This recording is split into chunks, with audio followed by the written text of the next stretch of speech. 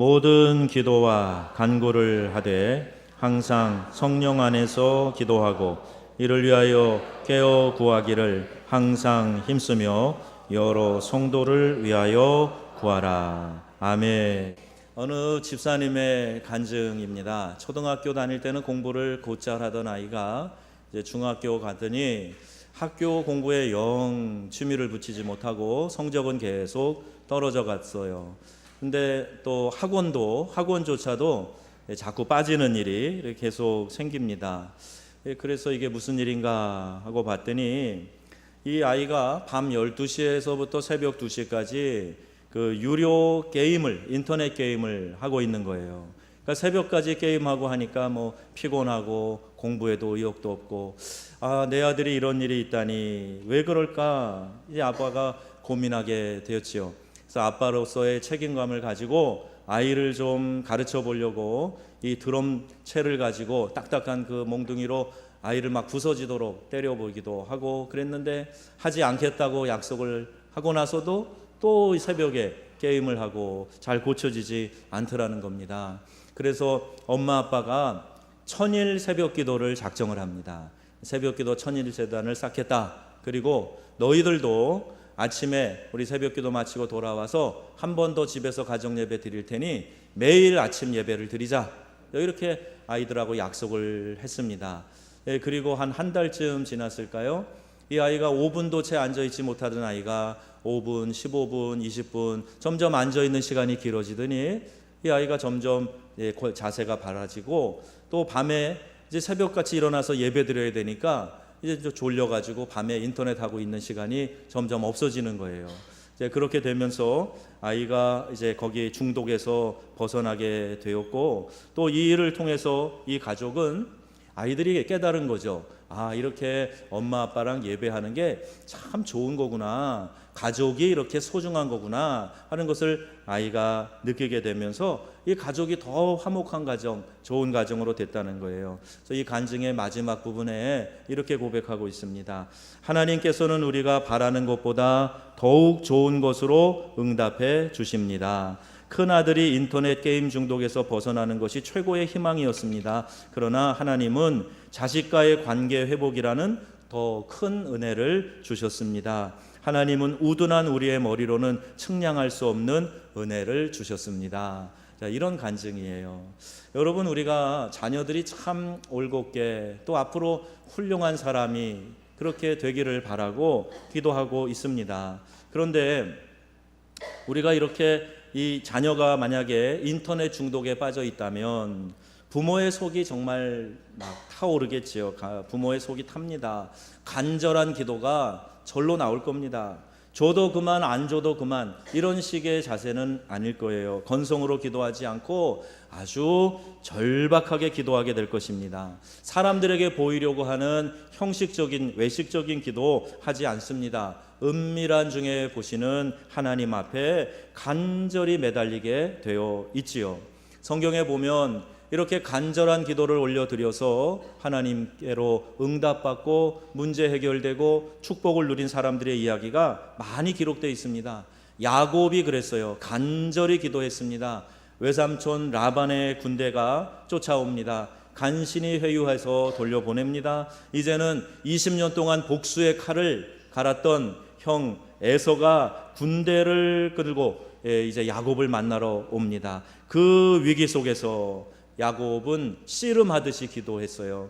그러면서 내게 축복하지 아니하시면 가게 하지 아니하겠나이다. 그리고 하나님의 천사와 이 환도뼈가 유실될 만큼 씨름하면서 축복을 간구하는 간절한 기도를 올려드렸습니다. 한나의 기도가 간절한 기도였어요. 남편의 첫 분인나가 아이를 낳고 나서 애 못 낳는 이 본처인 한나를 얼마나 깔보고 우습게 여기고 또 핍박을 하는지 모릅니다. 서름을 당했습니다. 그래서 너무너무 상심한 이 한나가 성전에 가서 간절히 하나님께 기도드려요.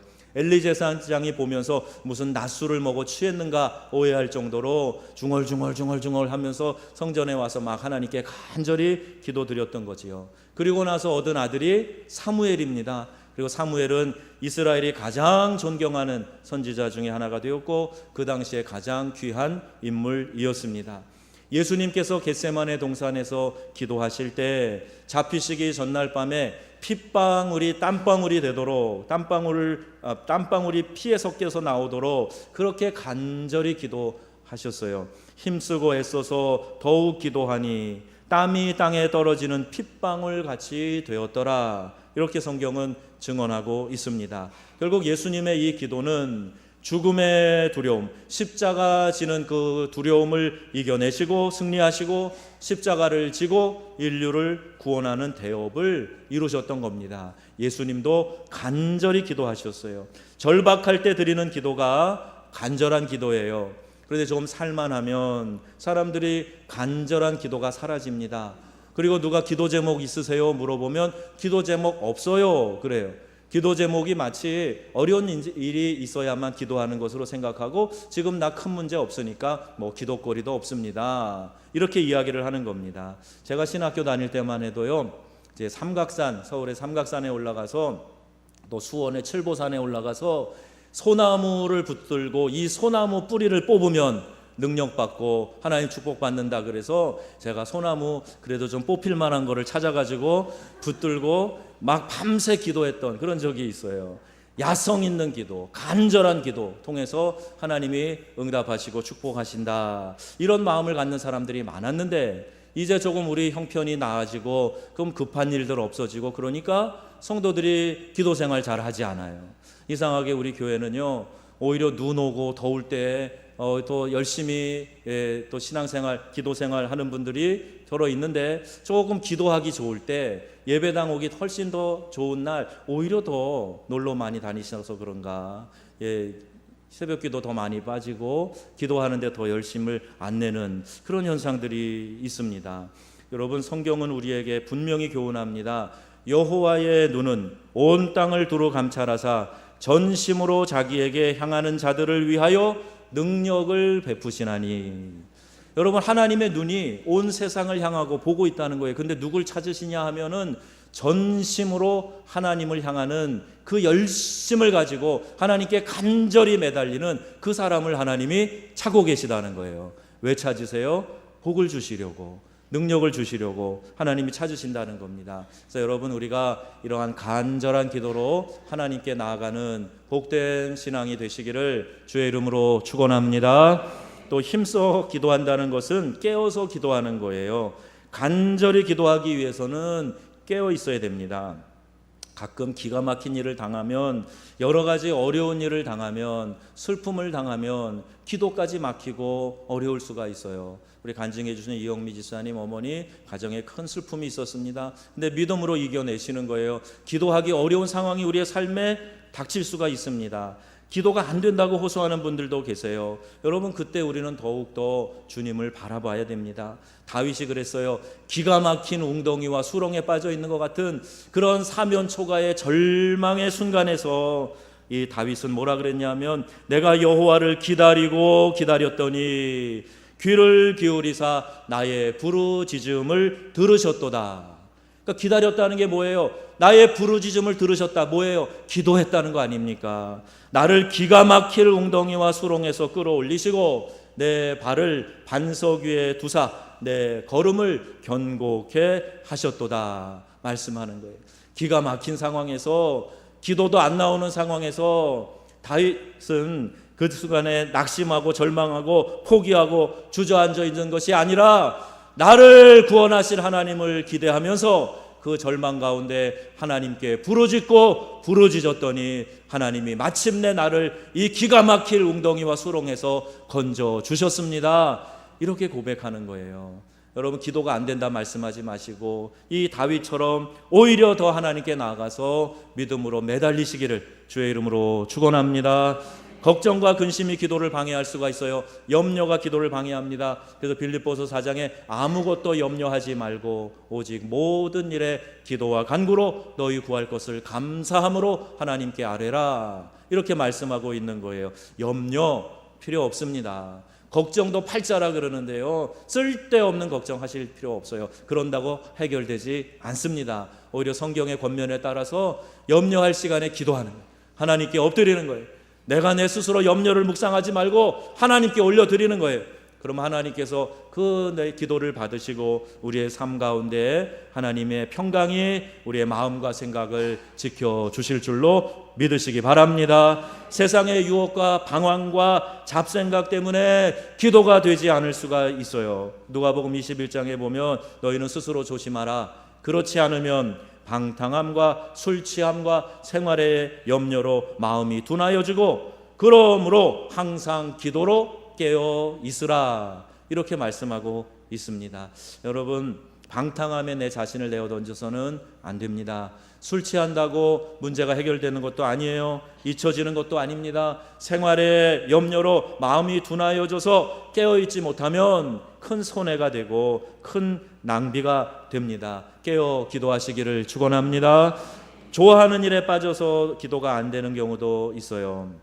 제가 몰랐는데요, 제가 처음에는 여기 와서 제가 유럽을 다 돌아다니고 온 사람이라고, 아프리카를 누비고 온 사람이라고, 이 동남아시아, 이 동북아시아도 여러 나라 가봤다고 자부심이 있었는데 여러분도 못지 않으시더라고요. 잘 다니시더라고요. 또 여행 가시느라고 주일도 안 나오시고 예배 빠지시고, 그래서 좀 걱정이지 많이 다니시는 것 같아요. 그런데 내가 좋아하는 일에 빠져 있다가 기도를 못하는 경우도 생길 수 있다. 그리고 한번 이 신앙생활의 리듬이 깨지면 이상하게 다시 회복하는 데 시간이 걸리고 자꾸 뒷걸음질 치려고 하는 모습, 안타까운 모습을 봅니다. 제가요, 아주 재미난 얘기를 들었어요. 목사님이 바둑에 빠졌답니다. 이 목사님이 실제로 이 목사님 바둑을 새벽 2시까지 두고 새벽 예배를 인도하러 나가신 거예요. 그런데 기도하면서 하나님 그랬더니 속에서 아다리 이렇게 응답이 되더라는 거예요. 하나님 그랬더니 속에서 또 아다리 이런 소리가 들리는 것 같이 느껴졌다는 이 고백을 들었어요. 좋아하는 일에 빠져 있다가 기도 생활 게을리 할 수 있다는 겁니다. TV 연속극에 빠져 있으면 드라마 장면과 대사가 왔다 갔다 할 수가 있어요. 그리고 기도하다가 왜 이 사극을 많이 보고 기도하면 하나님께 기도하다가 이상한 용어가 튀어나오기도 하고 하나님 은혜가 만극하여이다 뭐 이렇게 할 수도 있단 말이에요. 하나님 하면 우리 삶 속에서 자꾸 이 드라마랑 이렇게 오버랩이 되면서 꼭 주님 사모하는 게 아니라 드라마 사모하고 이렇게 살 수도 있다. 새벽 기도와 담 쌓고 늦게까지 TV 보니까 그렇죠. 어제 멕시코전 보신 분들만 용서해 드리겠습니다. 이걸 응원해야 되니까요. 저는 안 봤습니다만은 그래도 이런 경우 아니라면 그럼 늦게까지 영화 보고 TV 앞에 있고 인터넷하고 게임하고 그러면 새벽 제단 못 샀습니다. 새벽을 깨우리로다. 새벽에 내가 복을 주리라. 이 말씀 붙들고 여러분 다시 한번 새벽 제단에 힘차게 일어나시기를 주의 이름으로 축원합니다. 육신이 너무 피곤해도 기도 생활 잘 못해요. 예수님의 제자들이 그 마지막 아주 그 절대적인 고비의 순간에 예수님이 나와 함께 깨어 기도하자 그랬는데 제자들은 피곤하여 잡니다. 예수님이 위로하기 위해서 마음은 원이로되 육신이 약하구나 그러셨지만 결국 시험에 들지 않게 깨어 기도하라 말씀하셨는데 그 말씀 지키지 못해서 제자의 채통도 없이 다 뿔뿔이 흩어지고 도망하고 실패하고 또 어린 계집 종 앞에서 예수님 모른다고 저주하여 부인하는 그 꼴을 당하고 맙니다. 여러분 어느 누구도 기도로 깨어있지 않으면 우리는 누구나 다 넘어질 수가 있어요. 항상 기도로 깨어있으시기를 축원합니다. 성령의 전신갑주를 입으시고 기도로 깨어나시고 우리가 정신 차리고 악한 영을 대적하면서 주의 보혈로 씻으시고 주의 보혈로 덮어 주시옵소서. 날마다 깨어 이렇게 기도하지 않으면 그 어느 누구도 다 시험 걸려 넘어질 수 있고 내 마음에 섭섭마귀 찾아오고 내 마음에 짜증 원망 불평 일으키는 마귀가 찾아와서 이 마음을 다 흔들어 놓으면요 이 속에 있는 것들이 다 올라옵니다. 우리 베리트 수족관의 어항을 가끔 이제 이게 펌프가 넘어져 갖고 밑에다가 막 물을 분사하면요 시뻘건 그 부유물들이 올라와 가지고 고기들이 막 질식될 만큼 물이 더럽게 올라와요. 제가 이걸 보면서 그렇게 맑은 물이 맑은 물이 살짝 휘저으니까 그냥 올라오는 걸 보면서 오늘 우리가 꼭 그렇다.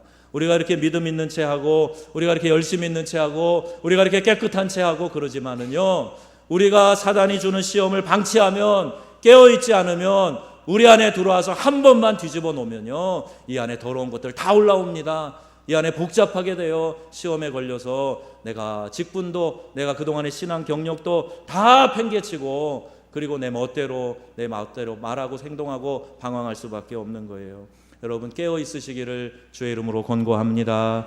힘써 기도한다는 거 정성껏 기도하는 거예요. 기도할 때 시간과 정성과 물질을 바쳐서 기도해야 됩니다. 다윗이 하나님 앞에서 그렇게 고백했어요.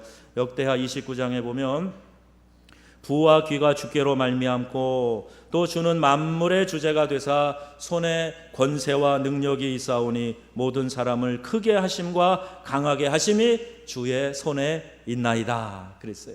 다윗은 알았어요. 그래서 주님의 손에 있는 부와 귀와 권세와 능력, 이것이 내게 임하도록 다윗은 최선을 다해서 하나님을 섬겼던 것을 우리가 말씀을 통해 보게 됩니다. 다윗이 성전 건축을 하지 못했지요. 그렇다고 해서 다윗이 성전을 안 지었다 말할 수 없는 게 뭐냐 하면, 성전 건축을 위한 모든 준비를 다윗이 다 했어요. 그리고 하나님의 성전을 건축하기 위해서 필요한 것을 내가 힘을 다하여 준비했다, 이렇게 말씀합니다. 역대하 29장에 보면 2절 3절에 내가 이미 내 하나님의 성전을 위하여 힘을 다해 준비하였나니, 최선을 다해서 성전 건축을 준비했던 거예요. 근데 3절에 보니까 내가 사유한 금 은으로 내 하나님의 성전을 위하여 드렸노니, 왕이니까 사람들에게 거둬들여서 국고를 가지고 쉽게 한 게 아니라 내가 사유하고 있는 금과 은과 보화를 다 들여서 하나님의 성전을 건축하기 위해 최선을 다했다, 이렇게 고백하고 있는 겁니다. 하나님은 그 마음을 받으신 거예요. 솔로몬 1,000번제를 드립니다. 1,000마리의 희생으로 번제를 드렸다, 이렇게 기록하는데, 그날 밤에 솔로몬에게 하나님이 찾아오셔서 내가 내게 무엇을 주랴? 너는 구하라, 이렇게 말씀하십니다. 여러분, 우리가 뭐 작은 거 하나 얻어내려고 하나님 앞에 그냥 매달려 그러지 마시고 하나님을 좀 감동시켜 보세요. 하나님이 우리의 마음에 오셔서 내가 뭐 해줬으면 좋겠냐, 내게 구하라, 이렇게 말씀하신 그 음성이 우리 가운데 들려졌으면 좋겠습니다. 솔로몬은 지혜를 구했는데 지혜뿐만이 아니라 기쁘게 받으셨던 하나님께서는 부와 재물과 영광도 주셔서 이 다윗 시대의 나라를 견고케 하시고 솔로몬 시대 그 어느 주변 나라와 비교도 되지 않을 만큼 나라를 부하게 만들어 주셨고 하나님이 번성하게 해주셨다 하는 겁니다. 솔로몬의 정성을 보고 복을 주신 거예요. 학개 선지자 시대에는요, 하나님의 백성들이 성전이 황폐해져 가는데 관심을 두지 않습니다. 자기들 집 짓는데 더 관심을 가지고 집을 지으며 살면서도 하나님의 전을 생각하지 않았어요. 그때 하나님께서 이런 말씀하셨습니다. 너희가 많이 뿌릴지라도 수확이 적으며 먹을지라도 배부르지 못하며 마실지라도 흡족하지 못하며 입어도 따뜻하지 못하며 일꾼이 삭슬 받아도 그것을 구멍 뚫린 전대에 넣음이 되느니라, 이렇게 말씀하셨어요. 여러분, 우리가 하나님이 보장해 주시지 않으면 내가 움켜쥐고 있는 것들 언제 빠져나가는지 모르게 다 새나갑니다. 쓰지 않아야 될 때 돈이 지출되게 되고 하나님이 보장해 주시지 않으면 내가 가지고 있는 것 같으나 갖지 않은 거예요. 그래서 모든 사람이 다 11조 한대요. 믿는 신자들은 하나님께 하든지 아니면 빠져나가든지 둘 중에 하나는 하나님이 거두어 가신다는 거예요. 이게 무엇을 말씀합니까? 그런데 이들이 물질을 들여서 성전을 짓기 시작한 날부터 하나님이 이런 말씀을 주셨어요. 오늘부터는 내가 너희에게 복을 주리라, 이렇게 말씀하셨어요. 여러분, 하나님이 복인 줄 믿으시기 바랍니다. 하나님이 복인데 하나님을 제쳐놓고 내가 물질을 숭배하고 쫓아가니까 복의 근원인 하나님께서 막으신 거예요. 그런데 이들이 정신을 차리고 다시 하나님께 드리고 하나님을 섬기니까 복의 근원인 하나님께서 그 문을 여시고 축복하신다는 얘기입니다. 여러분, 이 믿음에 분명히 서 있으시기를 주의 이름으로 축원합니다.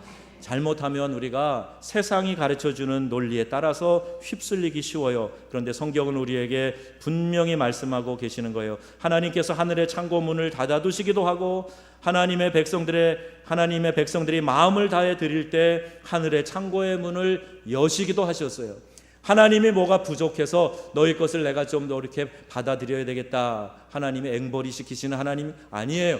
부족한 하나님이 아니십니다. 모든 것에 다 풍성하신 하나님이시고 은도 내 것이고 금도 내 것이라 말씀하셨고 우주 만물이 다 하나님의 것입니다. 궁핍함이 없으신 하나님께서 왜 하나님께 물질을 드리고 마음을 드리고 하게 하셨는가? 우리의 마음이 물질에 있기 때문에 그래요. 이 세상 물질에 우리의 마음이 온통 담겨져 있기 때문에 그걸 하나님께 드리지 않는 한 우리는 하나님 사랑한다는 말, 그거 확실한 것이 아니라 하나님이 이렇게 검증하시는 것입니다. 기쁨으로 드리면 하나님은 후하고 넘치게 우리에게 돌려주세요. 이런 방식으로 하나님의 자녀들과 관계를 맺으시고 우리의 삶에서 재미를 느끼는 거예요. 아, 하나님께 이렇게 헌신했더니 내 삶에 이런 은혜를 베푸셨어. 그래서 재미있어서 감사해서 그 일에 또 하고 이렇게 되는 겁니다. 여러분, 이 믿음의 축복의 원리가 여러분의 삶에서 적용되어지시기를 주의 이름으로 축원합니다. 힘써 기도한다는 것, 끝까지 기도하는 거예요. 끝까지 기도하는 겁니다. 하나님께서 응답하실 때까지, 그때까지 매달려 기도하는 거예요. 기도하다 말다 그러지 마시고 꾸준히 기도해야 됩니다. 기도하다가 포기하지 마세요. 응답 받을 때까지 기도하셔야 됩니다. 아브라함도 하나님의 최종 응답이 나올 때까지 기도하고 간구했어요. 엘리야도 갈멜산에서 기도의 표징이 나타날 때까지 머리를 무릎 사이에 두고 기도했어요. 작은 손바닥만한 구름이 올라올 때까지, 응답 주실 때까지. 그리고 엘리야는 기도했고 불이 하늘에서 내릴 때까지 그는 기도했습니다. 바울도 육체의 가시를 제해달라고 3번 간절히 하나님께 기도할 때 이런 응답을 받았어요. 내 은혜가 내게 족하다. 내 능력이 약한 데서 온전하여 짐이라. 하나님의 뜻으로 응답받고 바울은 더 이상 이 기도하지 않습니다. 그리고 그 연약함 가운데 그리스도가 증거된다 하는 것을 그는 믿음으로 기쁨으로 받아들이고 연약함 가운데 귀한 사역을 감당할 수 있었던 겁니다. 여러분, 응답을 확신하고 마음이 편해질 때까지 기도하시기를 바랍니다. 문이 열릴 때까지 두드리시기를 바랍니다. 문제가 해결될 때까지 매달리시고 복을 받을 때까지 포기하지 말고 붙들고 하나님께 끈기 있게 기도하시기를 주의 이름으로 축원합니다. 누가복음 18장에 항상 기도하고 낙심치 말아야 할, 낭망치 말아야 할 것에 대해 비유로 말씀하시면서 이 비유의 결론을 이렇게 맺습니다. 하물며 하나님께서 그 밤낮 부르짖는 택하신 자들의 원한을 풀어주시지 않겠느냐? 그들에게 오래 참으시겠느냐 하는 거예요. 책 믿음의 나비 효과라는 제목의 책이 있는데요, 선데이 아델라자라는 나이지리아 출신의 목사님이 쓴 책입니다. 그런 우크라이나의 수도 키예프에서 목회를 하셨는데 개척해서 목회하는 이 교회가 유럽에서 가장 큰 교회로 성장하게 되었습니다. 그 교회 이름이 만민을 위한 하나님의 나라 대사관 교회입니다. 이름이 좀 특이하죠? 근데 그 교회가 매일 2,000명에게 무료 급식을 합니다. 에이즈 예방과 치료, 알코올과 마약 중독자 재활, 이런 사회적인 문제에 관심을 가지고 교회가 그 일을 합니다. 지금까지 약 3,000명이 중독에서 벗어났다 그래요. 우크라이나 정부가 선거를 조작했을 때 교회가 일어나서 이 부패한 정권을 몰아내고 국민들이 선출한 유센코 대통령을 세웁니다. 이게 바로 오렌지 혁명이라고 불리는 겁니다. 교회가 개인의 문제와 사회의 문제와 나라의 문제를 해결해 준 거예요. 대단한 교회입니다. 이런 놀라운 교회가 된 비결이 어디에 있는가? 아델라자 목사님은 이렇게 얘기합니다. 띠띠고 나가서 구호 외치고 이게 아니라, 이 목사님이 한 얘기는 혁명은 기도의 골방에서 시작되었습니다. 이렇게 얘기하는 거예요. 독일이 동서독이 통일된 것도 작은 교회에서 기도 모임을 통하여 확산되어져 나갔던 겁니다. 여러분, 이 이야기에는 깊은 의미가 있어요. 모든 개혁, 모든 변화는 기도 없이 되는 것은 무용지물입니다. 오히려 부작용과 또 다른 개혁의 필요성만 양상할 뿐이에요. 그는 키예프 시내에 가장 높은 건물 옥상에 올라가서 도시 전체를 내려다보면서 기도하곤 했다는 거예요. 저는 홍콩의 엘림 교회가 그렇게 한다 그래서 제가 밴쿠버에서 몬트리올에서 목사님 만나고 도전받아서 나도 목회할 때 해봐야 되겠다 생각하고 지금 막 적용하려고 하는 건데, 이 교회도 그랬다는 거예요. 여기는 산에 올라간 게 아니라 제일 높은 빌딩에 올라가서 그 도시를 내려다보면서 축복하고 기도했다는 거예요. 의미가 있는 기도입니다. 이 지역에 있는 영들이 살아나게 해달라고, 악한 영의 권세가 꺾어지고 쫓겨나게 해달라고 하는 이 기도가 의미 있는 기도예요. 또 1년에 2차례 7월과 12월에 약 1,000~2,000명의 1,000명에서 2,000명의 지도자들이 열흘 동안 금식하며 하루에 10시간씩 기도하는 그런 일들도 진행했다는 겁니다. 이렇게 그는 기도에 대해서 이렇게 말합니다. 기도 시간이 내 삶을 바꾸어 놓았다. 나는 기도할 때 하나님의 임재와 영광과 능력에 깊이 잠긴다. 이 고백이에요. 저와 여러분이 이와 같은 고백을 할 수 있게 되기를 바랍니다. 우리 교회도 기관별로 이 강단 앞 기도를 하는 이유가 또 이와 같은 원리를 적용해 보고 싶어서 그래요. 토요일 아침에 정읍 시내가 내려다 보이는, 그래도 등산 안 하고 이렇게 슬슬 걸어 올라갈 수 있는 곳에 올라가서 이 상동 지역을 바라보고 축복하고자 하는 것도 그와 같은 원리입니다. 여러분이 직접 내가 내 발로 밟고 걸어 다니는 그곳을 축복하는 거예요. 하나님, 이 아무개 씨 집에 은혜를 주세요. 하나님, 이곳에 죄짓게 하는 것들이 사라지고 이곳에 하나님이 축복의 장소가 되게 해달라고 기도하는 겁니다. 오늘 월드비전 오게 되는데, 이런 선교단체들과 함께 기관이 의미 있는 사역을 한번 진행해 봐라, 이런 부탁도 드렸어요. 기회를 만들어서 릴레이 기도, 또 금식 기도 시도해 보려고 합니다. 사랑하는 성도 여러분, 여러분이 간절히 또 깨어서 정성껏 끝까지 기도하시면 여러분의 자녀와 가정이 변화될 줄로 믿습니다. 일터가 변하고 우리의 생활이 변화될 것입니다.